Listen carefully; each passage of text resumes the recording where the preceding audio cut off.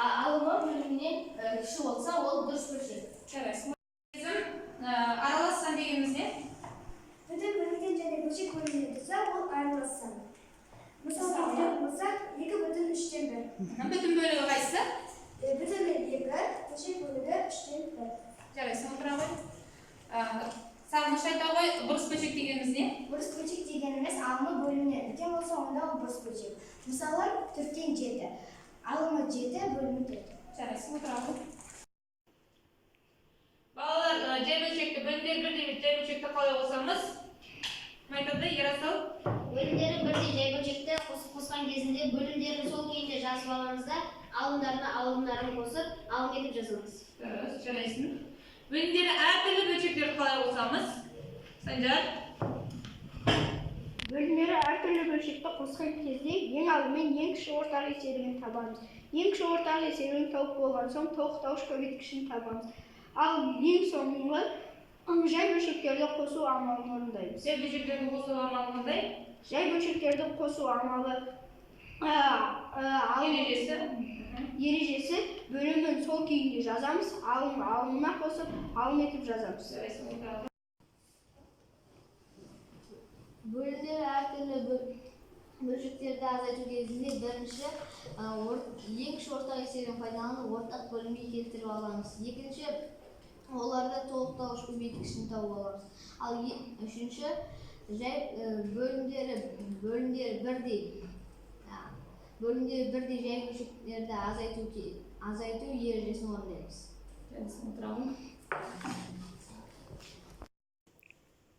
Балалар, жай бөлшектерді қалай көбейтеміз? Кім айтады? Ақылбек? Жай бөлшектерді көбейту бірінші бөлімнен алымын көбейтеміз. Екінші, есепті жеңілдету үшін бөлшектерді қысқартамыз. Үшінші, бөлімнен бөлім көбейтіп нәтижесін жазамыз. Алымын көбейтеміз. Жарайсың, отырамын. Балалар, бірінші топқа бөлініп алады. Қазір сендерге фигуралар таратам, сол арқылы топқа бөлінеміз.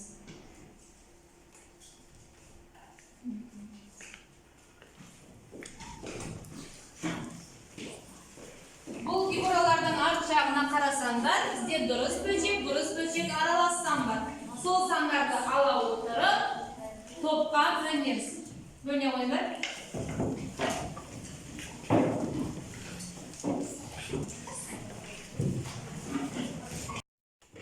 Қолдарға берілген фигураларды құрастырып жіберіңдер. Сонда сендерді топтарының аты шығады.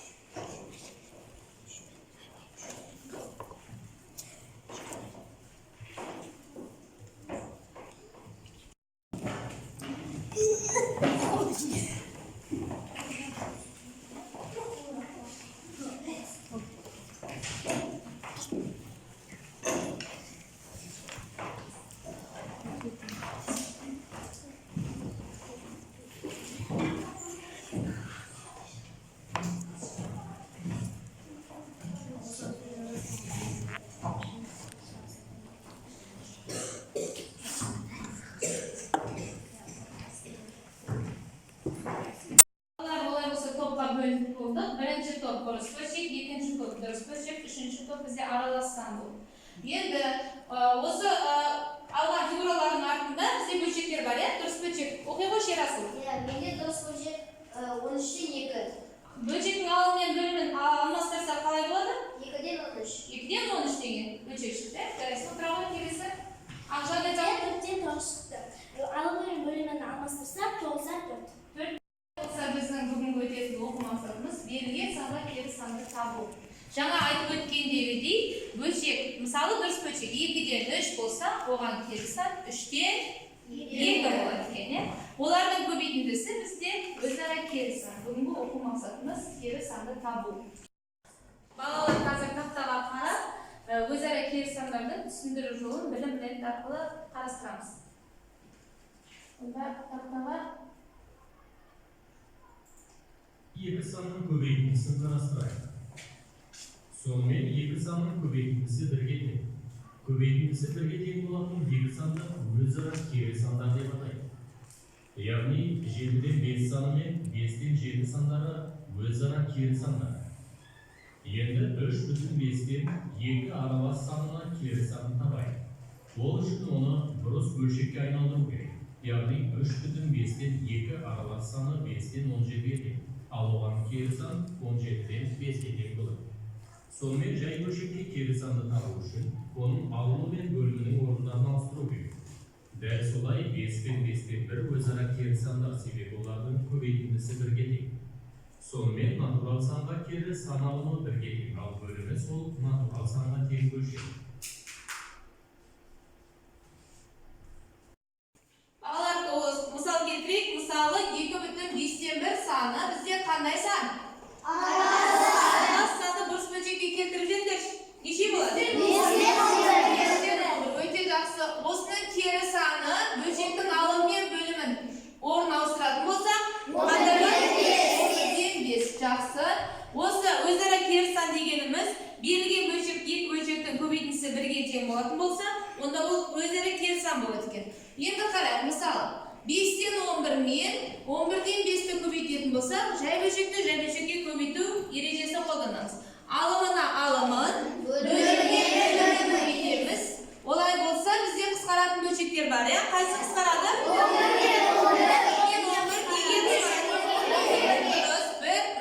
5 пен 5 неге қысқарады? 5-ге қанша? 1. Сонда бізде бөлшекте не шықты? 1. Өзара екі санның көбейтіндісі неге тең екен? 1-ге тең. Осыған мысал келтірейікші кәне. Бекзат бастай ғой, қатар-қатармен бастайды. Мысалы, кез келген бөлшек айтымызға болады? 8. 8-дің кері саны 8-ден 1. Жарайсың. 9-ның кері саны 9-дан 1. 9 қандай сан? 9 натурал сан. Жарайсың. Сағыныш. 6-дан 5. 6-дан 5-ның кері саны 5-тен 6. 11-ден 6-ның кері саны 6-дан 11. Жарайсың. 1-ден 7-ның кері саны 7-тен 1. Өте жақсы. 8-ден 5. 8-ден 5-тің кері саны 5-тен 8. Дұрыс. Көбейтіндісі не болады дедік? Көбейтіндісі неге тең? 1-ге тең. Асылхан. 5,5-тен 1. Оны бұрыс бөлшекке айналдырсақ, 5-тен 26 шығады. Оны кері санды тапсақ, 26-дан 5. Жарайсың. Өте жақсы. 4-тен 5, оның кері саны 5-тен 1. 8-ден 7, оның кері саны 7-ден 8. 7-ден 39, оның кері саны 39-дан 7. Ақылбек. 10-дан 9, оның кері саны 9-дан 10. 27-тен 5, оның кері саны 5-тен 27. Жарайсың. 2,1, оны бұрыс бөлшекке айналдырсақ, 10-нан 21 болады, кері саны 21-ден 10. Дұрыс па балалар? 2,3-тен 2, оның кері санға айналдырсақ 3-тен 8. Кері саны 8-ден 3. Дұрыс па? Өте жақсы. Жарайсыңдар. Сонымен өзара кері сандар дегеніміз не?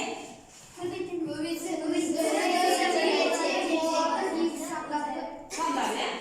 Көбейтіндісі бірге тең болатын екі санды Өзара кері сандар. жарайсыңдар. Олай болса, ал балалар білімден мына тапсырманы орындап жүрейік. Бірінші, өзара кері сандар дейік. Бірінші жаттығу берілген сандардың кері сандарын атап жүрейік. 4-тен 3 кері саны 3-тен 4. жарайсың отырағы. Альбин айта ғой. 7-ден 8, оны кері санға айналдырсақ 8-ден 7. Жарайсың отырағы. Санжар айта ғой. 5-тен 1, бұл бөлшектің кері саны 1-ден 5. Келесін айта ғой. Мысалы, араласа. Аралас сан 3,9-дан 5. Бұл санды бұрыс бөлшекке айналдырған кезде 9-дан 18, ал кері санын табамыз 18-ден 9. Жарайсың отырағы. Шапағат айта ғой. 10,5-тен 1 санының бұрыс бөлшегі 5-тен 51, ал оның кері саны 51-ден 5 болады. Жарайсың отырағы. Сезім. 10 санының кері саны 10-ден 1. Жарайсың отырағы. Балалар, бізде бірінші тапсырма қырғыз-қырғыз әдісі. Тақтаға қарасақ, қырғыз-қырғызда бізде бірнеше сандар бөлшектер берілген. Сол бөлшектердің кері санын жазамыз. Тақтаға шығады Асылхан, Инабат, Ақылбек. Қалғанымыз дәптерге жазамыз. Дәптермен жұмыс жасаймыз.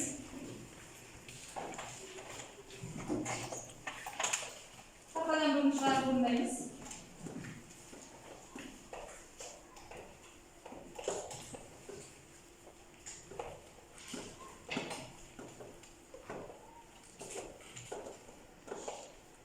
Инабат, өзіңді бағалай кет осы жерде.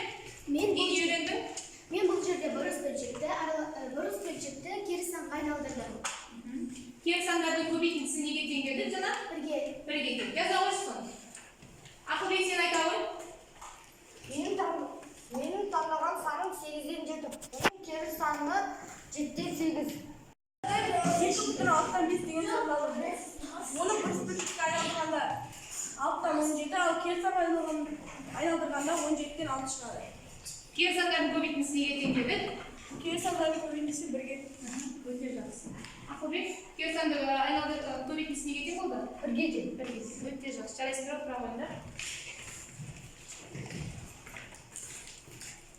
Кері сандарды жазып кетті. Олай болса, мына қалған сандарды ауызша айтып кетейік. Мерекелі бол.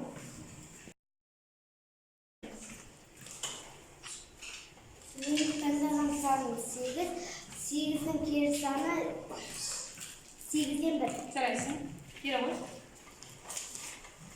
Менің таңдаған саным 2-ден 5. Бұның кері саны 5-ден 1. Жарайсың. Тұра ғой.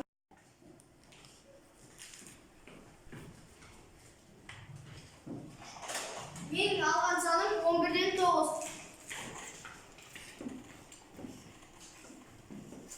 Мен алған саным 10-нан 3.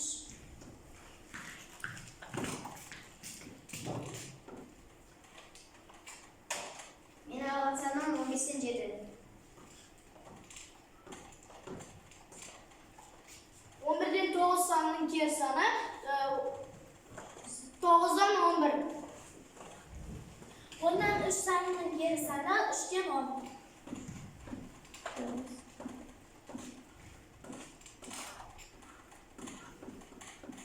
On beşin 7 sanının kері саны 7-ден 15. Алайда бұл бөлшектерді қысқартамыз. 10 мен 10 10-ға қысқарады. Тең 1 шығады. 3 пен 3 3-ке қысқарады, 1 шығады. Жауабы 1 шығады. Өзара кері сандардың көбейтіндісі неге тең болды Ақжан? 1-ге тең. 1-ге тең. Жарайсың. Бұл жерде 7 мен 7 қысқарады. Сосын 15 пен 15 саны қысқарады. жарайсың. Өзара кері сандардың көбейтіндісі 1-ге тең. Жарайсың. Шапағат келе ғой.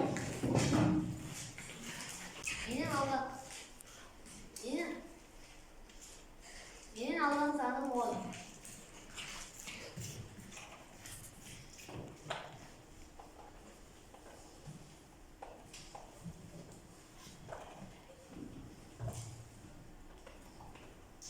Бұрыс бөлшекке айналдырамыз,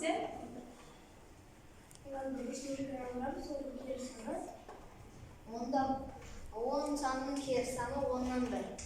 жарайсың. Көбейтіндісі нені береді? 1-ге тең болады. Шығарып. 5-ден 2 санын бірінші бұрыс бөлшекке айналдырып алып, 5-ден 7 шықты, ал 5-ден 7 санының кері саны 7-ден 5. Көбейтіндісі неге тең болады? Өзара кері сандарды. Өзара кері сандардың Шығарып. көбейтіндісі 1-ге тең болады. Өзара кері сандардың көбейтіндісі 1-ге тең. Жарайсың. Екінші тапсырма бізде адасқан әріптер. Мына жерде сендерге әріптер беріледі. Бұл тапсырма. Бұл тапсырманы әрқайсысына жұптық жұмыс 2 ара орындаймыз. Сосын орындап болғаннан кейін тақтада қарасаңдар, жауаптарды сол жауапқа апарып, әріптерді қоясыңдар. Сол кезде бізде сөз. Олай болса, берем.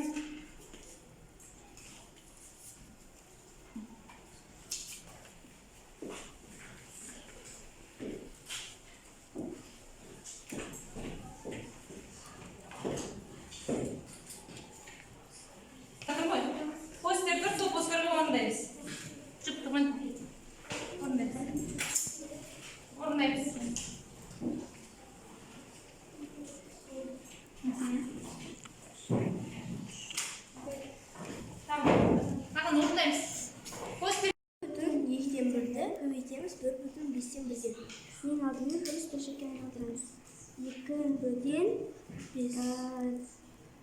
бес болады.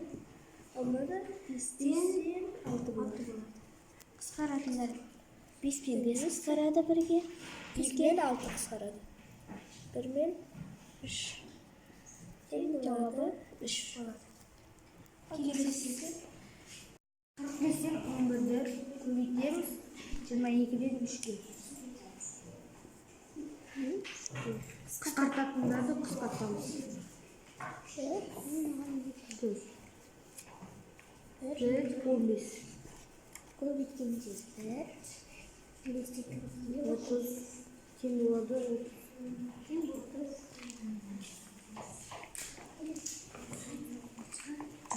Бірінші маған 6 болады, маған 11 болады. 6 мен 33.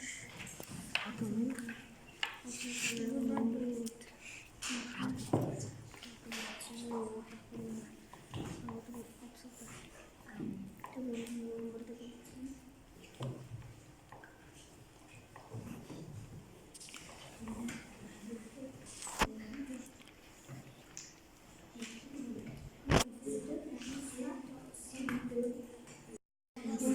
Жетіден 15 көбейткен 3-тен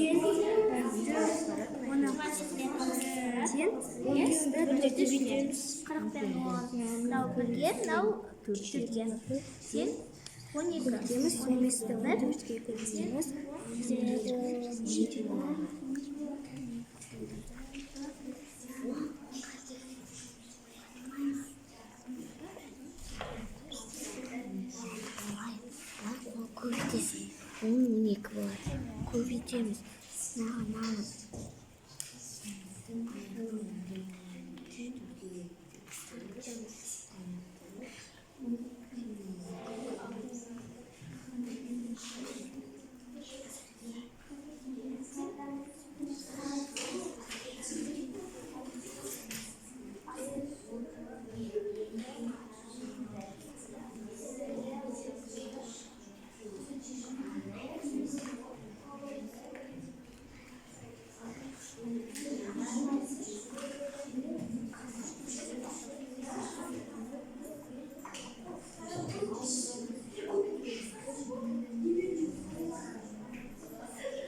Орындайсыз.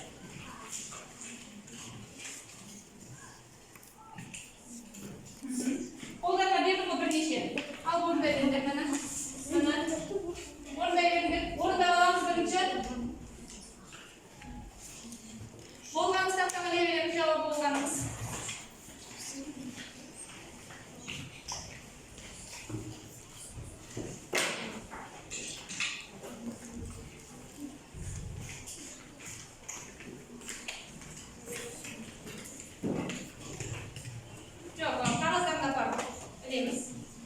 Жапсырамыз әдемі.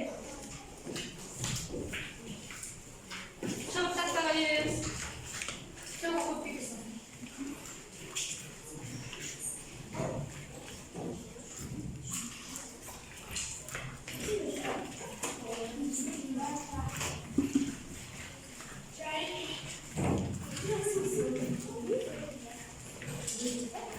Болып қойды, әдемі болды.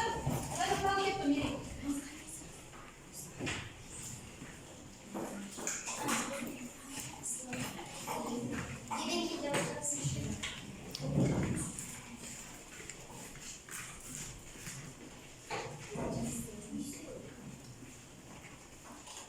Болма жарысып. Біреу қалып кетті ма? Кәмерекке жарыстыра қойды. Неге апарыз?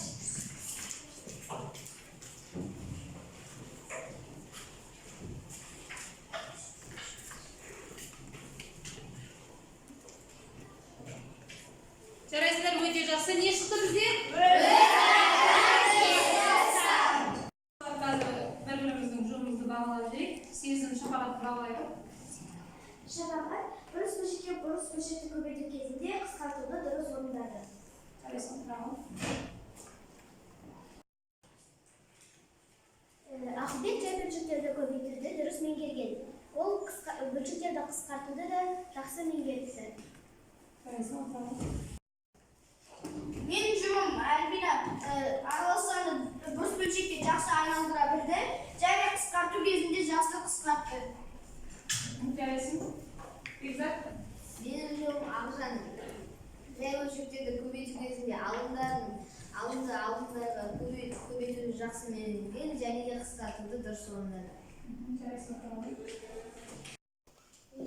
Ал балалар серікту сәтін жасап жүрейік. Орнымызға тұрамыз. Бізде жай бөлшек неден тұрады? Алымнан бөлінген бөлшек сызығы. Олай болса, бөлшек сызығы бізде қалай болады? Бөлшек сызығын жасайық. Алымы қай жақта? Үстінде. Бөлімі қайда? Бөлшек сызығының астында. Ал олай болса, серікту сәтін жасайық. Бөлшек сызығы, алымы, бөлімі. Бөлшек сызығы, алымы, бөлімі. Бөлшек сызығы, алымы, бөлімі. Бөлшек сызығы, бөлімі, алымы. Жарайсыңдар, отыра қойыңдар. Біз үшінші тапсырманы орындаймыз. Үшінші тапсырма сендерге топтық жұмыс болады. Топпен бірігіп, ойлан топтас бөліс әдісі бойынша топтармен, оқулықпен жұмыс жасаймыз. 511 есепті бірінші топқа бірінші есеп, екінші топқа екінші есеп, дұрыс бөлшек тобына, аралас сан тобына үшінші есепті шығарамыз. Топпен жұмыс жасаймыз. Бірігіп, яғни алдарындағы алып орындаймыз.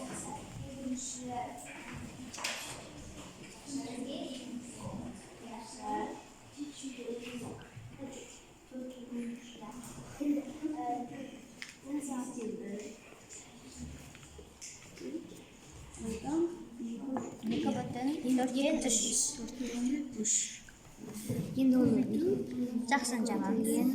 2,19-дан 2. Енді ең бірінші амал. Ең бірінші амалы жақшасын ең орындаймыз. Енді 4,5-тен бір азайтылған 2,4-тен 3.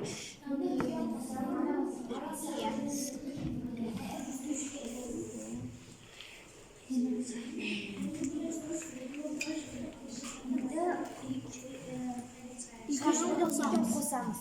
3,2-ден 1.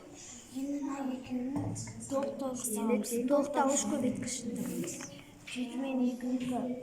Мынаған 2, мынаған 2. Бөлімдер қандай бөлшектерінің? Араласын. Мына тең 18-ден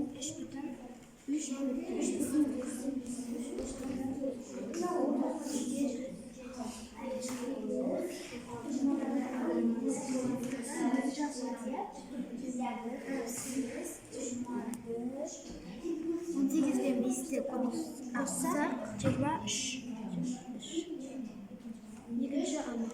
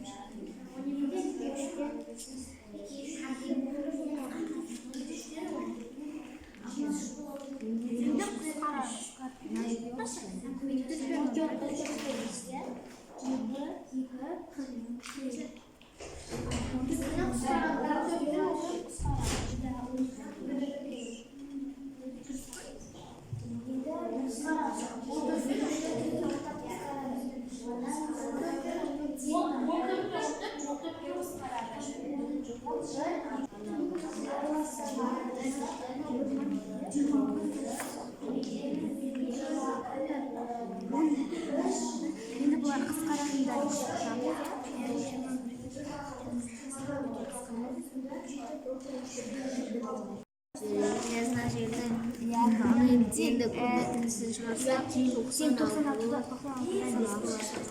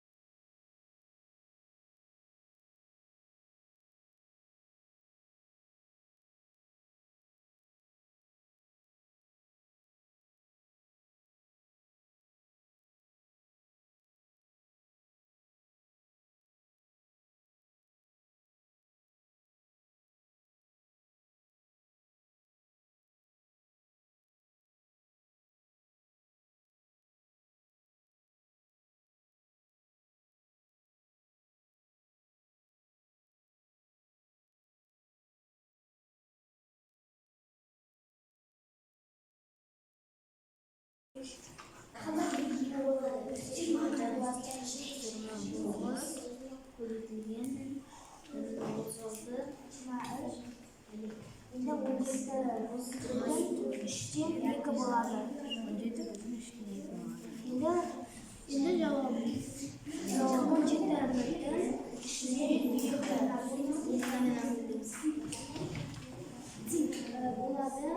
Birinchi top bo'ldi, bir spaçek top bo'ldi. Dolamızlar.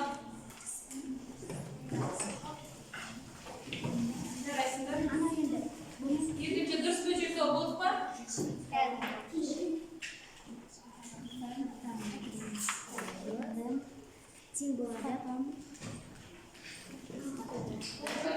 Neresinden arasından top bo'ldi.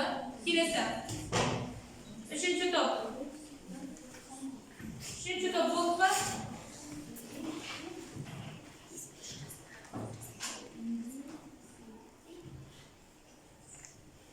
Bo'ldi mu üçüncü top? Neresinden? O'tira qo'yinglar.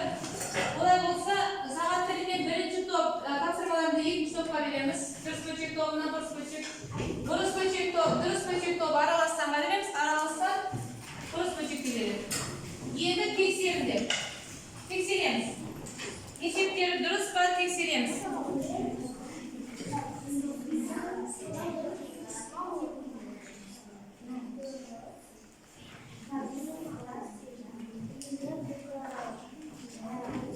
Tekshiramiz.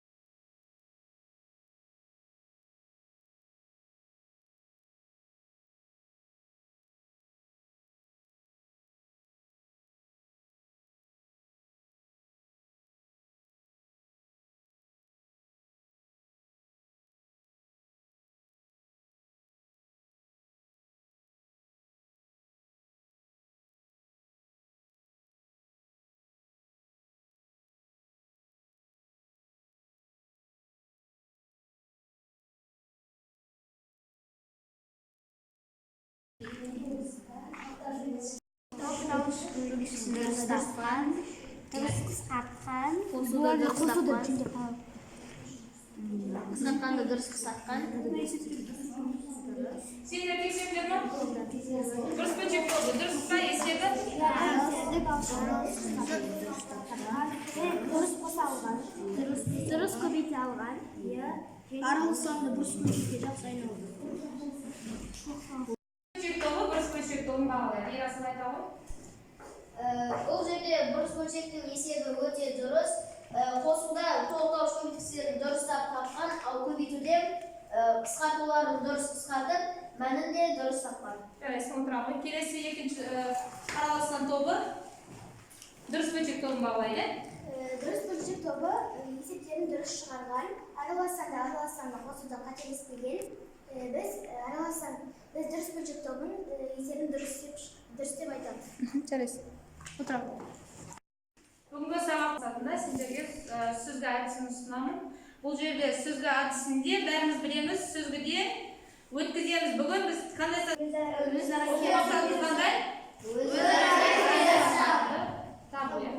мына жерде сөзгі, мына жерде сіздерден өткізу үшін сендерге тапсырма берем.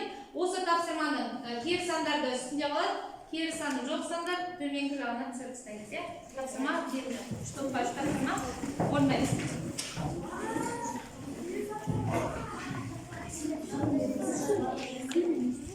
Тапсырамыз.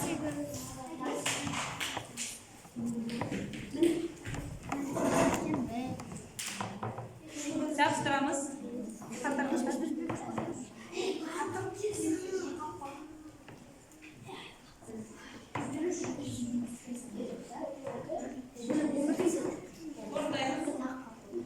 Bundan bir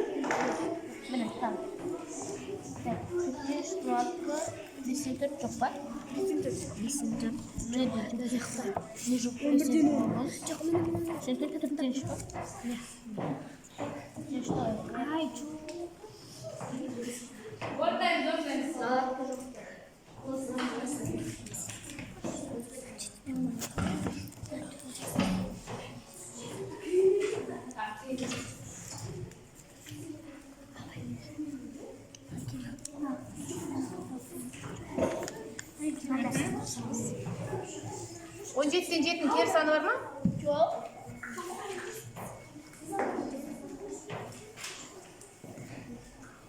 Болды балалар онда? Иә. Болса көрсетейік қане? Сендерге берген тапсырма уақыт болды. Тапсырманы айтып жүрсеңдер. Біз сіздерден өзара кері сандары бар, сандар қалды. Ал астында өзара кері сандары жоқ бөлшектер қалды. Сіздерден өтіп кетті ма? Сіздерден. Кері сандары бар сандар 9-дан 9 және 9-дан 1 деген секілді кері сандар сүзгінің ішінде қалып қалды. Ал кері сандары жоқ сандар сүзгінің түсіп қалды. Жарайсың, отырамыз. Осымен қараймыз. Тақтада бізде қалыптастырушы бағалы берілген. Бірінші тапсырма берілген сандардың ішінде кері санның жоғын тауып, бұл жерге белгіле дейді. Енді сендер дәптерлерді ашыңдарда, мына жерде қайсы сандар кері сандар болады, осының ішіне теріп жазамыз. Жазыңдар дәптерге.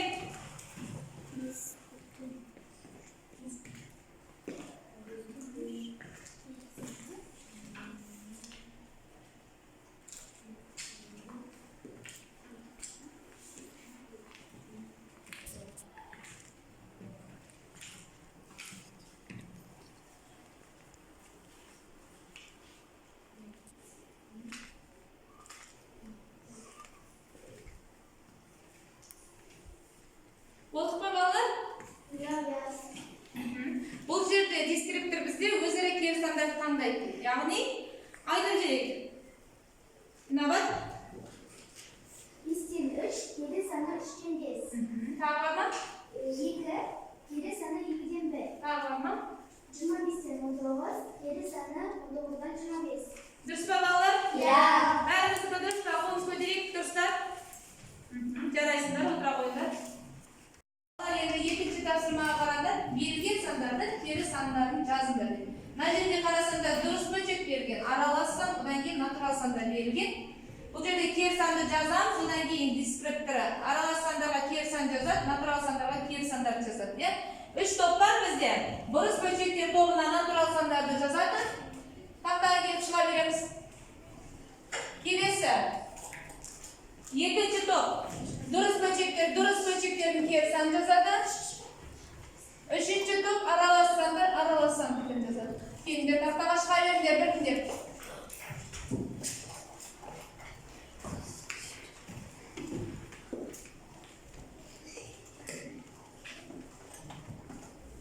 Дұрыс.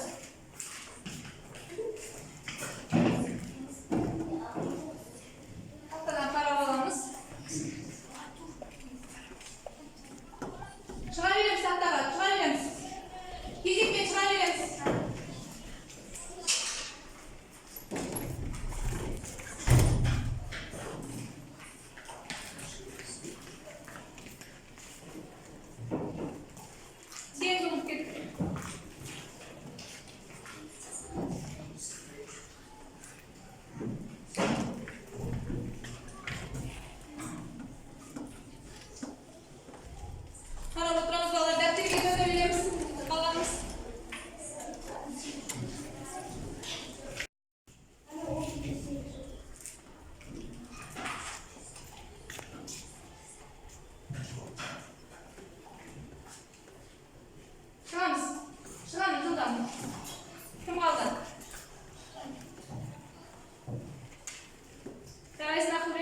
Отыра қой.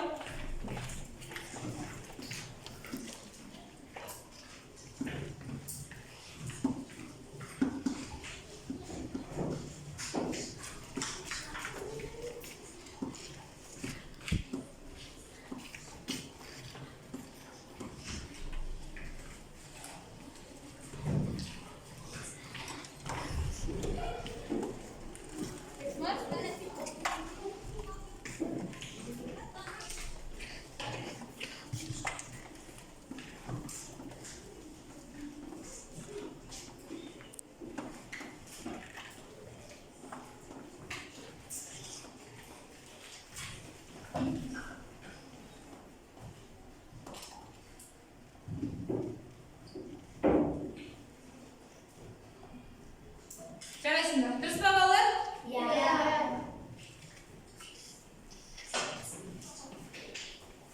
Отыра қой, шапағат. Жарайсың. Сонымен балалар, өте жақсы. Яғни дұрыс бөлшектер кері санын жазды, аралас санын кері санын жазды, одан кейін натурал санның кері санын жазды. Барлығымыз дұрыс орындадық па? Жарайсыңдар. Ал балалар тақтаға қараймыз, олай болса алфавит әдісі бойынша бүгінгі сабаққа кері байланыс берейік. А әрпіне басталатын мысалы аралассан. Тағы не айттық? Сағыныш. Аралассандарды қосу және аралассандарды азайту.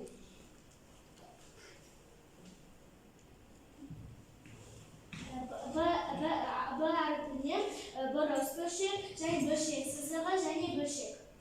Бөлімі, иә? Жарайсың, отыра қой. Келесі.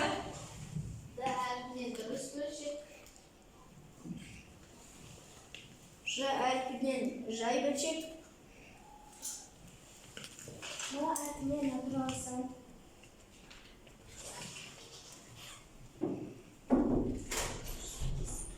Өзара керісім. Жарайсың. Тағы да бар ма? Қандай сандар айтылды? Айта қойыңыз. Өзара жай бөлшектер. Толықтауыш, өзара тек сандар, көбейткіш, толықтауыш. Кері сан. Толықтауыш, көбейткіш. Тағы да. Кері сан, қосу, толықтауыш, көбейткіш.